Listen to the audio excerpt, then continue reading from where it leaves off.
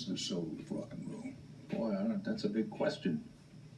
I get paid to ask you big might have to have questions. somebody bring in an expert because rock and roll is a free expression, and it's bigger than the words rock and roll.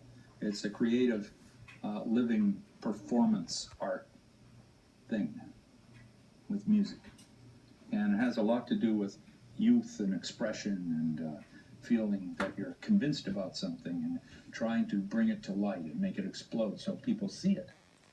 And also, it's just personal expression where you just let yourself go. And if you're with the right people, you all go together. And when that happens, improvisation happens, things start to rise, the people in the audience realize that you're now on your own. Everybody's going together, they're with you, you're with them, everything's happening at once right here for the first and only time like this. And it's really in a great groove.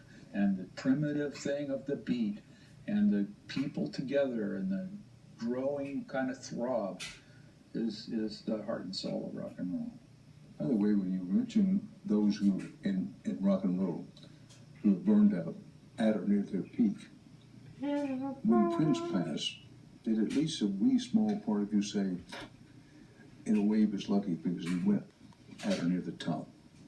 And did you say to yourself, here I am, I've had the top all along? Did you not say to yourself, maybe it's better to burn out? No, I didn't. I think Prince is a victim of a few things. One of them, a problem we have with some of the drugs that we sell people. Pharmaceutical. And prescriptions and warnings. Pfizer. There are some drugs that we sell to take care of pain in this country that are very, very dangerous, and people really like them. So if you can go from one doctor to another and get these, and that's where the governments could help the people in some ways, just by illuminating this with some sort of controls or something like that. But then we get into freedom, tracking what you're doing, and all of these things. So it's very complex. Then we have the money of the drug companies who want to sell these drugs. You got to ask yourself, is cancer, a cure for cancer, going to be a good thing for the drug companies? It would be a good thing for people. Yeah, it would be. So, corporations versus people, where do you go? There's a human being at the head of Pfizer or Bayer or one of these companies. There's a human being up in there.